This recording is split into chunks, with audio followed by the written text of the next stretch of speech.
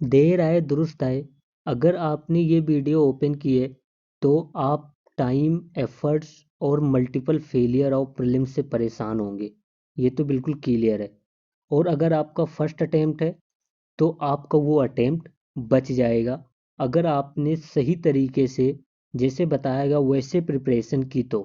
क्योंकि आपको ये क्लियरली पता होगा कि अभी क्या हो रहा है। अभी एस्पिरेंट जो हैं वो multiple failure, circle of failure से वो बाहर ही निकल नहीं पा रहे हैं। फर्स्ट प्रीलिम्स में फेल होते हैं, फिर दूसरे प्रीलिम्स में और रिसोर्सेस कलेक्ट करते हैं, अनवांटेड रिसोर्स जिसे कहा गया, मतलब उसकी ज़रूरत नहीं है, और रिसोर्स कलेक्ट करेंगे, दो चार मैगजीन ले लेंगे और फिर दूसरे प्रीलिम्स में एंटर करेंगे, वो भी प्रीलिम्स फेल होंगे, फिर ये रिसोर्स सारे छोड़ देंगे, फिर तीसरे प्रीलिम्स में एंटर करेंगे, न्यू रिसोर्स लेंगे, न्यू बुक्स लेंगे, नए कंटेंट उठाएंगे। तो ये पूरी तरीके से एक सर्कल बन जाता है, और इसी को मैं कहता हूँ circle of failure of prelims. मतलब क्यों, मतलब लगातार क्यों फेल होते जा रहे हैं, ठीक है, ये अटेम्प्ट क्यों लगातार, मतलब प्रीलिम्स ही क्यों नहीं निकल रहा, मेंस की तो बात अलग है। तो इसमें अभी हम बात करेंगे अच्छे से कि क्या रीजन है, क्या करना चाहिए, वो सब तो बात ठीक है, वो भी अभी देखेंगे। बट मैंने यहाँ पर सबसे पहले जो बात लिखी है अनवांटेड रिसोर्स। अभी आप मार्केट में जाकर देखोगे हर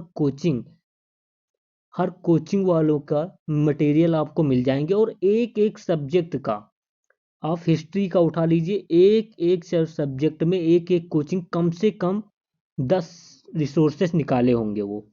प्रीलिम्स रिवीजन निकालेंगे, प्रीलिम्स का वो लेकर उसमें डाटा फैक्ट का भी निकालेंगे, प्रीलिम्स पीवाईक्यू निकालेंगे, फिर उसके बाद और भी मतलब कई तरीकों के डॉक्यूमेंट निकलते हैं। और हम क्या करते हैं, और स्टूडेंट या एस्पिरेंट क्या करते हैं जनरली, वो जैसे जैसे निकलते जाते हैं भाई, चमकती दमकती चीजें निकलती हैं, उसमें हो सकता है कोई फैक्ट नया दिया हो, बस उसको बाय कर लेंगे और उसको पढ़ना स्टार्ट कर देंगे। तो इससे क्या होता है कि बहुत सारे अनवांटेड रिसोर्स इकट्ठा हो जाते हैं। तो वो क्या लीड करता है, अनवांटेड रिसोर्स ज़्यादा हो गए। अब आपका प्रीलिम्स है, आपने उसको रिवीजन तो कर पाना नहीं है, क्योंकि आपने रिसोर्स, अगर 10 बुक हिस्ट्री में ही आपने 10 रिसोर्स कलेक्ट कर लिए, तो आप कैसे रिवीजन कर सकते हैं, 5 से लेकर 6 सब्जेक्ट होते हैं। तो अगर मान लीजिए 3 ही रिसोर्स या 4 ही रिसोर्स हो गए हिस्ट्री में, तो क्या हुआ उसका इफेक्ट, उसका इफेक्ट ये हुआ कि कम से कम आपके पास 15 से 20 रिसोर्सेस ऐसे हैं जिसको रिवीजन करना है, और कम से कम उसमें आपके 2500 पेजेस हो जाएंगे जिसको रिवीजन का, क्या ये पॉसिबल है रिवीजन करना। इसी को मैं कहता हूँ अनवांटेड रिसोर्स, जिनकी ज़रूरत नहीं है फिर भी हम बाय करते जाते हैं, खरीदते जाते हैं, क्योंकि चमक दमक देख के, कुछ नए फैक्ट देख के, कुछ कोचिंग वालों का प्रचार प्रसार देख के, और हम बाय करते हैं। कोचिंग वालों का, कोचिंग वाले तो सिर्फ यही चाहते हैं ना कि उनका बिकना चाहिए, और लास्ट में जो टॉपर होगा उसको खरीद लेंगे, समझ रहे हो। तो अब बात करते हैं, वो तो कभी बाद में बात करेंगे, अभी बात करते हैं कि रीजन क्या है फेलियर का। देखिए, रीजन क्या है प्रीलिम्स के फेलियर का, अगर हम बात करें तो सबसे बड़ी बात मैंने वही जो बताया कि हम रिसोर्स कलेक्टर बनते जा रहे हैं। मतलब कलेक्टर तो एक सिलेक्शन होने के बाद बनते हैं, और दूसरे कलेक्टर वो बनते हैं जो रिसोर्सेस को इकट्ठा ही करते जाते हैं। उनको कल मार्केट में गए, कुछ अच्छा लगा भाई ये खरीद लेते हैं बुक, दूसरे दिन गए, ओ ये अच्छा है, ये भी खरीद लेते हैं। और ये रिसोर्स कलेक्टर का रीजन क्या है, मेनली फियर ऑफ मिसिंग। और जब फियर ऑफ मिसिंग होता है भाई, कोई फैक्ट छूट गया, कोई, अरे उसमें तो केवल 3 पेजेस में ही पूरा दिया हुआ है, मौर्यन पीरियड या कुछ, तो ये, और इसमें 10 पेजेस दिए हुए हैं, ये ज़्यादा इंपॉर्टेंट है, 10 पेज वाला खरीद लेते हैं। ये 3 पेज वाला छोड़ के 10 पेज पे भाग जाएंगे हम, ठीक है। फिर हमने जो नोट्स बनाए होंगे रगड़ रगड़ के मेहनत करके, वो हम डिस्कार्ड कर देंगे, क्योंकि हमें चमक दमक देख के कोई बुक अच्छी लगेगी और उसको खरीद लेंगे, उसको पढ़ना स्टार्ट कर देंगे। तो इसी मिसिंग में कि हाँ जिसमें ज़्यादा पेजेस होंगे वो ज़्यादा इंपॉर्टेंट होगी बुक, और इसी मिसिंग के चक्कर में बहुत मल्टीपल रिसोर्स हो जाते हैं, और मल्टीपल रिसोर्स में आप रिवीजन बिल्कुल नहीं कर सकते। बिल्कुल भी आप ऐसे में रिवीजन कर ही नहीं पाएंगे।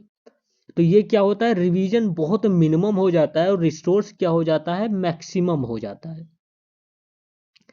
फिर क्या होता है, हम सीसेट का एटीट्यूड देख नहीं समझ पा रहे हैं। सीसेट का एटीट्यूड में हम जीएस में कई बार क्रॉफ क्लियर कर रहे हैं, बस सीसेट में ही नहीं, सीसेट को छोड़ दे रहे हैं बिल्कुल। अगर कहीं वो एसएससी वगैरह का प्रिपरेशन करता है तो वो सोचेगा कि भाई मैथ तो मेरे बिल्कुल टॉप क्लास है और मैं पूरा मैथ कर लूंगा।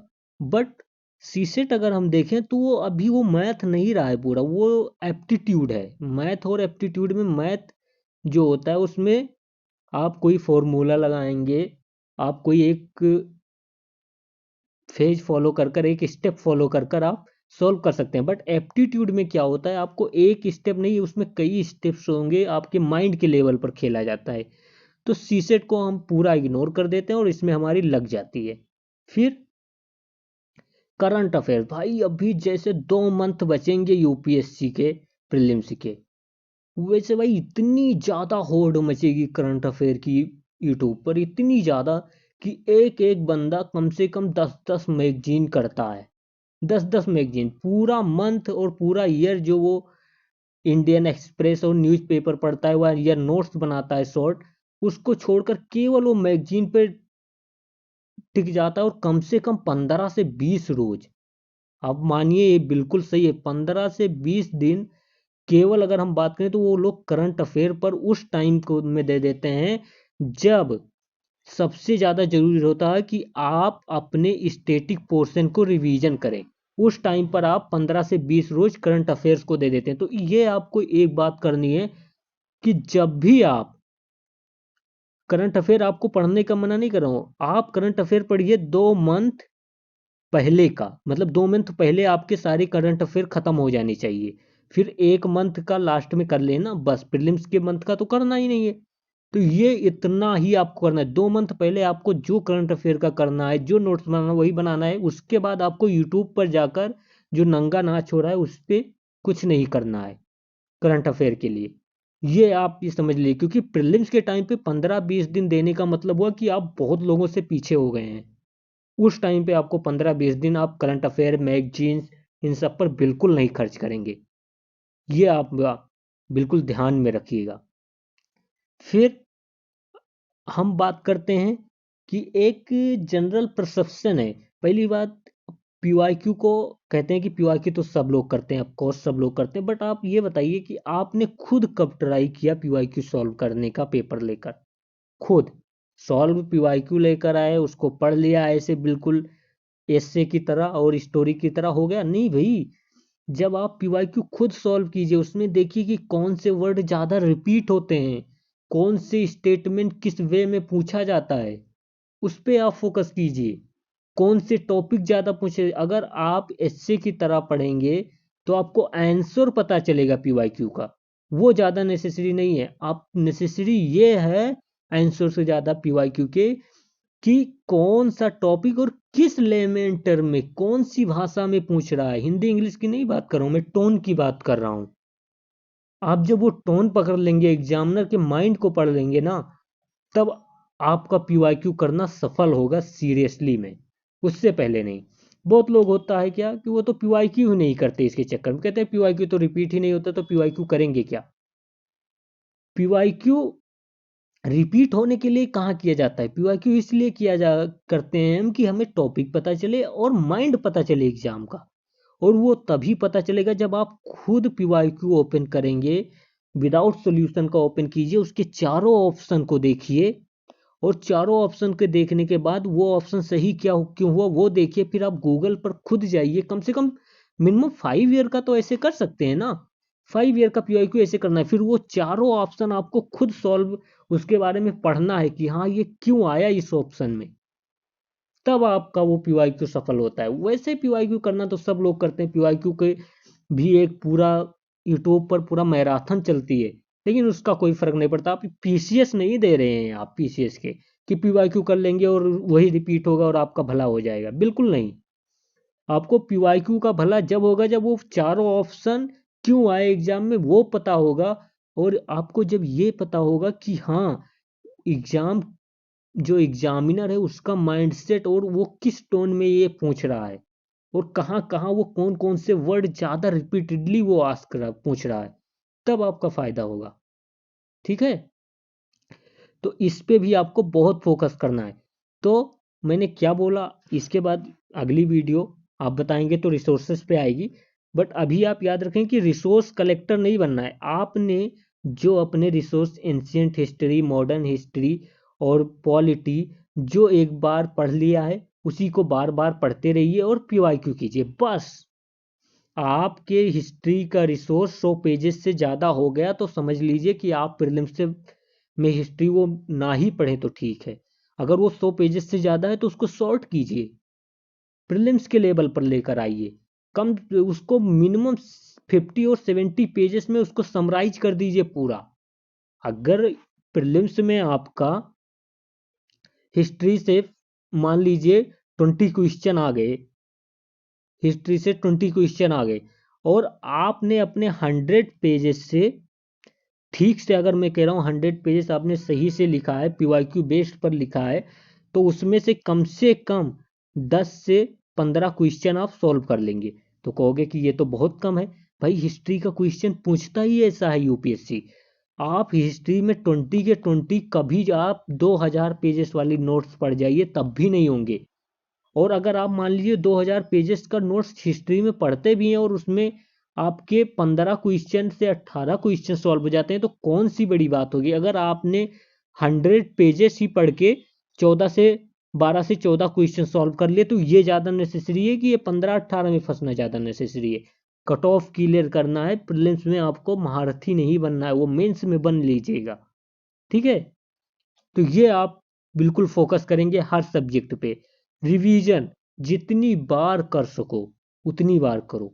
और मोस्टली जब प्रीलिम्स हो तो जब मैंने कहा जो 15 से 20 रोज होते हैं ना उसमें आपका स्टेटिक रिवीजन हो जाए, करंट अफेयर का रिवीजन नहीं, वो स्टेटिक रिवीजन का पॉइंट होता है। और सीसेट अभी से स्टार्ट कर दो। आज आप ये वीडियो देख रहे हो, अभी से आप 1 आवर्स सीसेट को दोगे ही दोगे हर हाल में। ठीक है, मल्टीपल सोर्स बिल्कुल नहीं, खुद के नोट्स लेना है, चाहे जितनी चमक दमक की नोट्स आ जाए मार्केट में आपको उसे टच तक नहीं करना है। चाहे जितनी चमक दमक नोट्स आए, चाहे वो बोले कि हाँ जितने क्वेश्चन आएंगे सब इसी में से आए, तब भी उसको टच नहीं करना आपको। मल्टीपल सोर्स आपको अपने ही सोर्स पे रहना है, चाहे जितनी बड़ी बात हो। चाहे कोई यूट्यूबर बोले कि हाँ ये पढ़ लो इससे कुछ ऐड कर लो, नहीं ऐड करना है भाई, हमें हमें बस उतना ही पढ़ना है। ठीक है, करंट अफेयर्स का मैं बोल चुका हूँ। 2 मंथ पहले से आप पूरे ईयर का जितना भी आपको करंट अफेयर का भूख लगी है वो खा लीजिएगा। प्रीलिम्स जब 2 मंथ बचेगा आप करंट अफेयर नहीं करेंगे। 2 मंथ प्रीलिम्स के मतलब 2 मंथ जब बचेगा उससे पहले आपको करंट अफेयर कर लेना है। जो मैगजीन में आपको तहलका मचाना है मचा लेना है, इससे पहले आप कुछ नहीं करेंगे। जो 365 वगैरह जो भी आती है वो मुझे नहीं पता, अगर वो 2 मंथ से पहले आती है तो करना है, नहीं तो नहीं करना। कोई और मैगजीन लीजिए, सब में सेम होता है। तो ये आप बिल्कुल फॉलो करेंगे तो एब्सोल्युटली मैं कहता हूँ आपका अटेम्प्ट बचेगा ही बचेगा। तो अब नेक्स्ट वीडियो होगी हमारी रिसोर्सेस पे कि रिसोर्सेस कैसे यूटिलाइज करना है, कहाँ से यूटिलाइज करना है। ठीक है, तो उस पर भी हम बात करेंगे। तो अभी आप ये जितना कहा गया उस पर फोकस करेंगे। और जो ये फेलियर यार, ये जो चरखा, ये एक बार फेल हुए 2 बार फेल हुए, प्रीलिम्स में तो नहीं फेल होना है एटलीस्ट। ठीक है, तो ये कीजिए। अभी एक हम जो अपने चैनल पर वो कोर्स भी लेकर आ रहे हैं, फ्री होगा बिल्कुल, पीपीपी। ठीक है, प्रीलिम्स के लिए ही। मैंने पीपीपी में आप एक वीडियो जाकर देखेंगे, उसमें मैंने केवल एक पेज में पूरा स्टोन एज, पूरा चालकोलिथिक कैलकुलस, जितने सीडीएस क्वेश्चन पीवाईक्यू थे सब कुछ उसमें इंक्लूड कर रखा है। पूरा पीसीएस एक पेज में, ओनली 1 साइड पेज में। और ऐसे ही आपको इंडस वैली सिविलाइजेशन का मिल जाएगा 1 से 2 पेज में। मतलब मैं हिस्ट्री पूरा आपका 60 से 70 और 50 पेजेस में करा दूंगा। और ऐसे करा दूंगा कि आप चाहे कोई पीसीएस देते हो चाहे यूपीएससी देते हो, उससे ज़्यादा अगर आप करेंगे भी तो कोई फायदा नहीं होगा। क्योंकि हिस्ट्री में कभी 100 क्वेश्चन सॉल्व करने का और 100% सॉल्व करने का एटीट्यूड नहीं लाना चाहिए, क्योंकि हिस्ट्री है ही इतनी इतनी वास्ट है कि कहीं से वो पूछ सकता है। तो हिस्ट्री में हमेशा आप ये सोचिए कि 70% से 80% अगर सॉल्व कर ले रहे हैं तो आप बहुत बड़े महारथी हैं इस गेम के। आपको उससे ज़्यादा की लालच नहीं होनी चाहिए हिस्ट्री में, पॉलिटी नहीं है वो, हिस्ट्री की बात कर रहा हूँ मैं। ठीक है, तो बस इतना ही बात करनी थी। बाकी रिसोर्सेज पे भी बात करेंगे बिल्कुल, और कैसे पढ़ना है उस पर भी बात करेंगे। वो वीडियो जो मैंने एक पेजर वाली नोट अपलोड की है, जाकर देखना, सीरियसली में बहुत अच्छी लगेगी। और मैं इंडस वैली सिविलाइजेशन का बना भी रहा हूँ, तो आप ज़रूर देखिएगा। और हाँ, अगर अच्छा लगे तो चैनल को सब्सक्राइब वगैरह कर लेना अपने अकॉर्डिंग पर, जो भी मन करे। बाकी ये जैसा कहा है भाई, मल्टीपल रिसोर्स और इन सब पे बहुत ज़्यादा फोकस करना है, क्योंकि अब प्रीलिम्स में टाइम नहीं है। जय हिंद, जय भारत।